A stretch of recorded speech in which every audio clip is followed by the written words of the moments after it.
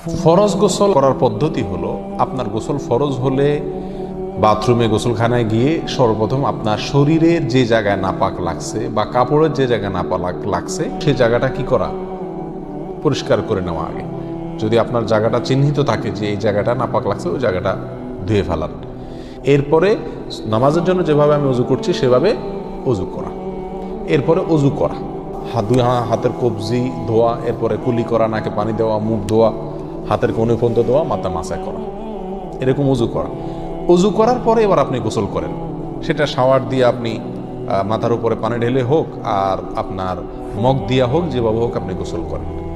গোসল করা শেষ হয়ে গেলে, গোসল করে যখন বের হয়ে যাবেন, তখন যাওয়ার আগ দিয়া ওই যে পাও ধোয়া বাকি আছে অজুর, যাওয়ার আগ দিয়া পায়ের ওখানে পানি ঢেলে টাকনো পর্যন্ত পা ধুয়ে ফেললেন, বাস গোসল হয়ে গেল। এই ভিতরে আপনার শরীরের প্রতিটি অঙ্গের প্রতিটি জায়গায় পানি পৌঁছানোর চেষ্টা করতে হবে। প্রকাশ্য অঙ্গ যেগুলো, নাভির প্যাচ থেকে নিয়ে, বগলের নিচ থেকে নিয়ে, আঙ্গুলের চিপা থেকে নিয়ে, প্রত্যেকটা জায়গায় যেন পানি যায়, সেজন্য সেখানে পানি পৌঁছানোর চেষ্টা করতে হবে। ডলার দরকার হলে ডলবে, যেভাবে ওখানে পানি পৌঁছাইতে হবে। কানের প্যাচের ভিতরে, একেবারে গভীরে না, প্যাচগুলোর ভিতরে যেন পানি যায় সেদিকগুলো খেয়াল রাখতে হবে। কোনো একটি জায়গা যদি শুকনা থাকে তাহলে কি হবে না, ফরজ গোসল হবে না। অতএব পরিপূর্ণ শরীর যাতে ধোয়া হয় সেদিকটা খেয়াল রাখতে হবে। নেল পালিশ ইত্যাদি বা কোনো রং টং ইত্যাদির কারণে যদি কোনো আবরণ থাকে শরীরের উপরে, তাহলে সেগুলো সরা নিতে হবে, তা না হলে কি হবে না, ফরজ গোসল আদায় হবে না। কথা, প্রথমে শরীর এবং কাপড় থেকে নাপাকগুলো ধুয়ে নেব, এরপরে অজু করব পূর্ণাঙ্গভাবে পাও ধোয়া বাদে, এরপরে গোসল করব, আর বের হওয়ার সময় দোনো পাও টাকনো পর্যন্ত ধুয়ে তারপর বের হয়ে যাব। এই গোসলের সাথে আমার অজু হয়ে গেল। এই গোসলের পরে আর কি করার দরকার নাই, অজু করার দরকার নাই। অনেকে গোসলের পরে অজু করেন, এটা কোনো প্রয়োজন নাই। তবে কেউ যদি গোসল করা অবস্থায় তার পেশাব চলে আসে, অনেকে আছে পানির স্পর্শ লাগলে পেশাব বেশি আসে, তো গোসল করা অবস্থায় যদি তিনি পেশাব করে দেন বা অজুভঙ্গের কোনো কারণ তার ভিতরে আসে, তার বায়ু ছাড়লেন, তাহলে তো সেক্ষেত্রে অজু যেটা শুরুতে করছিল ওইটুকু তো আর নাই, তাহলে তাকে আবার কি করতে হবে, নতুন করে গোসলের পরে অজু করতে হবে। এই হলো মোটামুটি ফরজ গোসলের পদ্ধতি।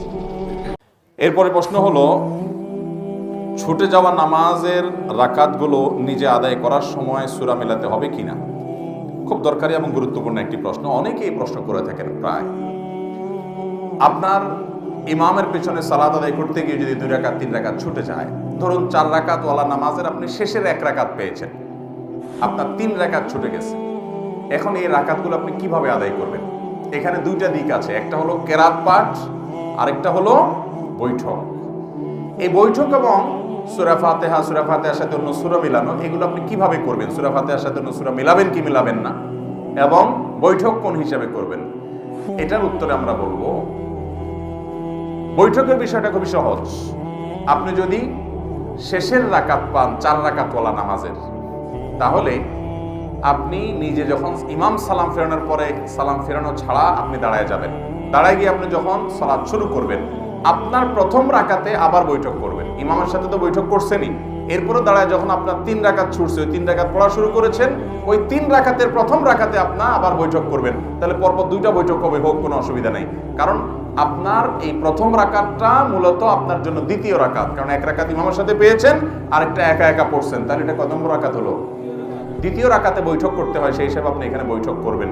তাতে 2 বৈঠক হোক, সমস্যা নেই। প্রথম বৈঠকটা হলো ইমামের অনুকরণ করতে গিয়ে, ইমাম যেহেতু বসছে, আপনি দাঁড়াতে পারেন না, সেজন্য বাধ্য হয়ে বসেছেন, এটা হলো আপনার মূল বৈঠক, যেটা আপনি একাকে আদায় করছেন। তাহলে বৈঠক কোথায় করবেন বুঝতে পেরেছেন তো? আর বাকি তৃতীয় রাকাতে, অর্থাৎ 1 রাকাত ইমামের সাথে পেলেন, নিজে একাকে 1 রাকাত পড়লেন, নিজে একাকি পরবর্তী রাকাতে আপনি তো বৈঠক করবেন না, কারণ 3 নম্বর রাকাত। আর শেষের রাকাতে বৈঠক করতেই হবে, কারণ সেটা 4র্থ রাকাত। মাগরিবের নামাজ যদি হয়, তাহলে এমনও হতে পারে যে 3 রাকাতে বৈঠক হতে পারে কি পারে না। কেউ যদি মাগরিবের শেষের রাকাত পায়, তাহলে ইমামের সাথে বৈঠক তো করতেই হবে। তার 2 রাকাত ছুটছে, তাহলে সেই 2 রাকাতের প্রথম রাকাতে আবার বৈঠক করা লাগবে কি লাগবে না? কেন লাগবে? কারণ সিরিয়ালে এটা কত? দ্বিতীয়। তা দ্বিতীয় হওয়ার কারণে বৈঠক করতে হবে। তাহলে একবার ইমামের সাথে বৈঠক করছে, ওইটাতে বৈঠক করার কথা ছিল না প্রথম রাকাত, কিন্তু যেহেতু ইমামের সাথে ছিল, এই জন্য বৈঠক করতে হয়েছে। আবার নিজের প্রথম রাকাতে বৈঠক করেছে, কারণ সিরিয়ালে দ্বিতীয়। আর শেষের রাকাত আর রাকাত আছে একটা ইমামের সাথে পাইছে, একটা নিজে নিজে বৈঠক করছে, আর একটা রাকাত আছে 3 রাকাত। তাহলে 3 নম্বর রাকাতে বসতেই হবে। তাহলে মাগরিবের 3 রাকাতে বৈঠক হতে পারে এমনও সিস্টেম হতে পারে। তাহলে বৈঠকের বিষয়টা ক্লিয়ার, ঠিক আছে। এবার আসেন সূরা মিলানো। সূরা মিলানোর জন্য ওলামা একরাম এবং ফোকাহ একরামের দুটি মত আছে। অনেক ওলামা একরাম বলেছেন ইমামের সাথে যে নামাজগুলো ছুটে গেছে, 3 রাকাত 2 রাকাত, যেগুলো ছুটে গেছে পায় নাই, সেই নামাজগুলো যখন মুক্তাদি পরবর্তীতে ইমাম সালাম ফেরানোর পর তিনি দাঁড়িয়ে একা একা আদায় করবেন, এগুলো তার সালাতের শেষ অংশ। অনেক ওলামা একরাম ফোকাহ একরাম বলেছেন শেষের রাকাত। ইমামের সাথে যেগুলো পাইছে সেগুলো প্রথম দিককার রাকাত, আর যেগুলো ছুটে গেছে সেগুলোকে শেষের রাকাত গণ্য করেছেন। যারা শেষের রাকাত গণ্য করেছেন সেই মত অনুযায়ী সূরা মিলাবেন না। কিন্তু এই মতের চাইতে অধিকতর অগ্রগণ্য মত এবং সতর্কতাপূর্ণ মত হলো যে যেই রাকাতগুলো ছুটে গেছে সেগুলোকে মুক্তাদি যখন একাকী আদায় করবে সেগুলোকে শুরুর দিককার রাকাত ধরবেন, আর যখন শুরুর দিককার রাকাত ধরবেন তখন সূরা ফাতিহার সাথে অন্য সূরা মিলাবেন। বুঝাতে পেরেছি? এবার আসেন আমরা এক্সাম্পলে যাই। 4 রাকাতওয়ালা নামাজ শেষে 1 রাকাত পাইছেন ইমামের সাথে, ইমাম সালাম ফিরাই ফেলেছে, আপনি সালাম ফেরাবেন না।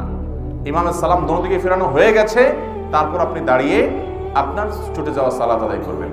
ছুটে যাওয়া সালাত যখন আদায় করছেন, আপনার প্রথম রাকাতে সূরা ফাতিহাও পড়বেন, সাথে সূরাও মিলাবেন।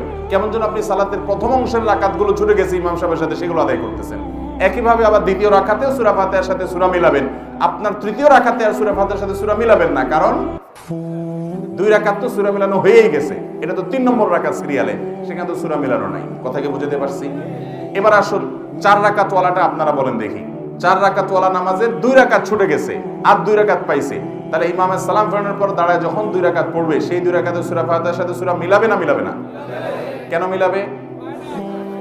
কারণ কেরাতওয়ালা 2 রাকাত তার ছুটে গেছে, সূরা ফাতিহার সাথে সূরা মিলানো 2 রাকাত তার ছুটে গেছে। তাছাড়া ওই 2 রাকাত তার নামাজের যেগুলো সে পরে আদায় করতেছে, এটা নামাজের প্রথম অংশ ধরা হচ্ছে, যার কারণের সাথে সূরা মিলাবে। যদিও ফোকাহ একরামের আরেকটা মত আছে, কিন্তু এই মতটা অধিকতর সতর্কতাপূর্ণ। কথা কি বুঝতে পারছেন? তাহলে এই নিয়মে ছুটে যাওয়া রাকাতগুলো আপনি আদায় করবেন, ইনশাআল্লাহ বিদিনে সালাত হয়ে যাবে।